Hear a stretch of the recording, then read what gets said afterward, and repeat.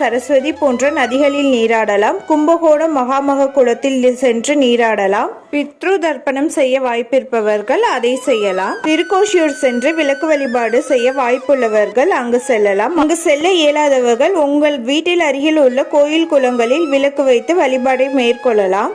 அப்படி இல்லை என்றால் வீட்டிலேயே கலச சொம்பில் சிறிதளவு நீர் சேர்த்துவிட்டு அதனுடன் உங்களிடம் கங்கா ஜலம் இருந்தால் அதையும் சேர்த்து கொண்டு அதனுடன் சிறிதளவு மஞ்சள் தூள், தீர்த்த பொடி மற்றும் மலர்கள் போட்டு பூஜை அறையில் வைத்து அதன் மேல் உங்கள் வலக்கரத்தை வைத்து கங்கா, யமுனா, சரஸ்வதி போன்ற புண்ணிய நதிகளை ஆவாகனம் செய்து சிறிதளவு உங்கள் தலையில் தெளித்துக் கொள்ளலாம். நீங்கள் குளிக்கும் நீரிலும் சிறிதளவு கலந்து கொள்ளலாம்.